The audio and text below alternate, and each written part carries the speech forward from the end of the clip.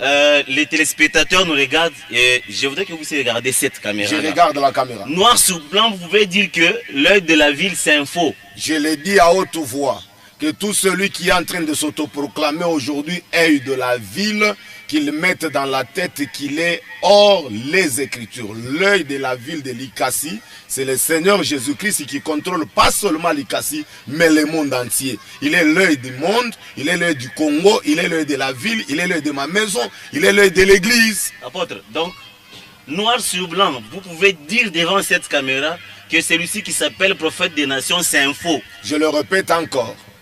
J'ai dit que le prophète des nations, un seul prophète des nations. Carquois, l'homme au compas prophétique. Je le répète encore, un seul prophète des nations, c'est le Seigneur Jésus-Christ. Tout homme de Dieu, serviteur de Dieu qui travaille sous l'onction que le Saint-Esprit lui a donnée, qu'il laisse la place au Seigneur Jésus-Christ et que nous puissions garder le ministère que Dieu nous a donné, point tiré. Aujourd'hui, je ne peux pas m'autoproclamer apôtre des nations. Je ne peux pas m'autoproclamer pasteur des nations, mais je suis comme apôtre, je suis comme pasteur, je suis comme prophète, je suis comme évangéliste et ça me suffit. Si le Seigneur Jésus-Christ passe par moi et que les boiteux marchent, les aveugles voient, les muets parlent, nous rendons gloire au Seigneur. Paul, regardez ce que Paul a fait. Lui qui était le maître. Aujourd'hui, tous, nous sommes les Timothée de Paul, nous sommes les titres de Paul. Parce qu'il n'y a pas quelqu'un qui va dire aujourd'hui qu'il est plus grand que Paul. Paul est en train de dire, cet enseignement que je suis en train de vous donner, même si un ange quittait le ciel et qu'il venait vous enseigner un autre évangile que celui que je suis en train de vous donner, qu'il soit maudit. L'ange qui quitte le ciel. S'il vient avec un autre enseignement qui soit maudit. Mais regardez ce que Paul a fait. À un moment donné, les Pauls sont arrivés quelque part. Ils ont opéré le miracle. Les gens sont venus pour commencer à les adorer. Paul a pris les vêtements, il les a déchirés. Il a dit, pourquoi vous voulez nous adorer? Nous sommes comme vous. Un seul mérite l'adoration, c'est le Seigneur Jésus-Christ. Je reconnais la grâce qu'a cet homme de Dieu. Je reconnais la grâce qu'a un tel serviteur de Dieu. X ou Y serviteur de Dieu, sa grâce, nous la reconnaissons.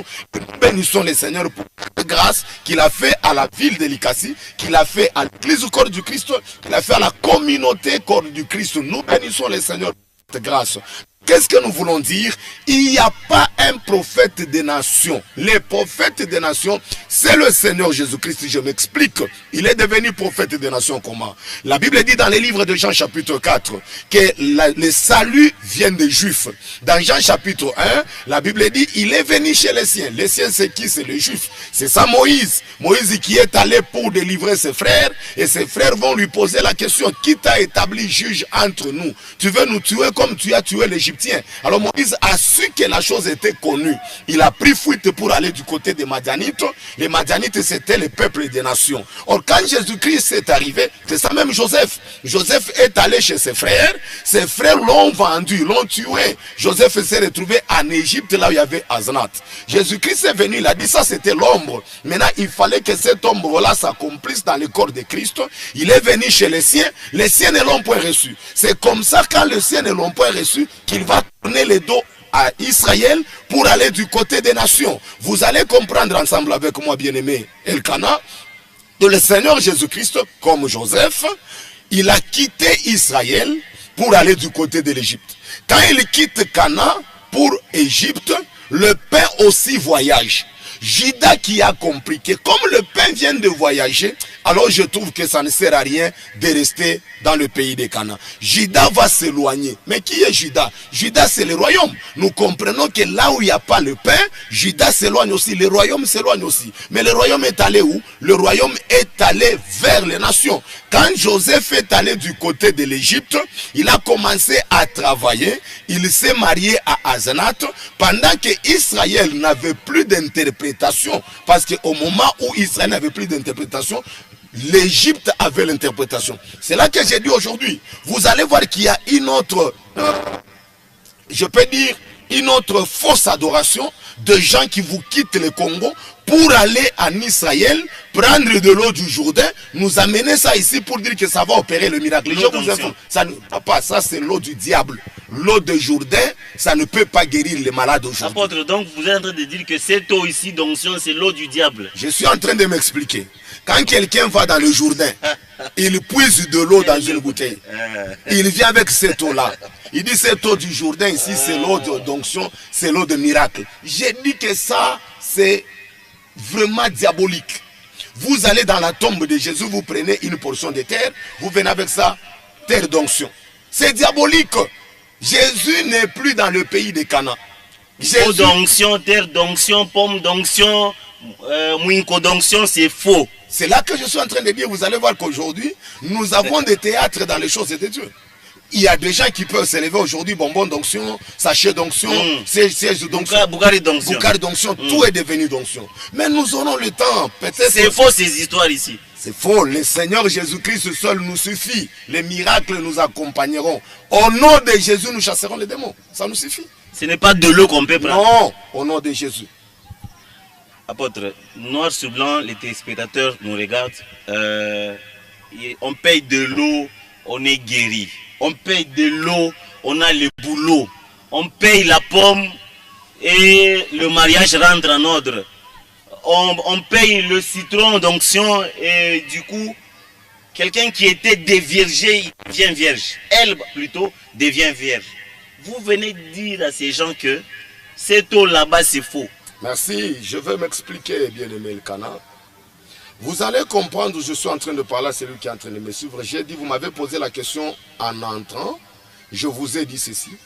Je crois que Dieu peut utiliser de l'eau pour guérir une personne. Mais dès que cette eau-là devient une habitude, il y a de quoi se poser la question. Parce que Dieu, c'est un Dieu multidimensionnel. Il a travaillé avec le bâton qu'avait Moïse. Et vous allez comprendre à un moment donné, quand le peuple d'Israël sont entrés dans le pays de Canaan, ils ont pris les serpents d'airain que Moïse avait élevés dans le désert. Ils ont voulu commencer à l'adorer. Il y avait un roi qui a pris ce serpent, il l'a détruit pour dire aux enfants d'Israël, l'adoration reviendra à Jésus. Aujourd'hui, nous avons un problème. C'est là que je suis en train de dire aux hommes de Dieu. Dieu vous fait grâce. Il vous dit, prenez le citron, priez pour le citron, donnez à cet homme. Vous donnez les citrons à cet homme. Demain, vous revenez, vous trouvez cet homme avec les citrons. Vous devez le réprimander.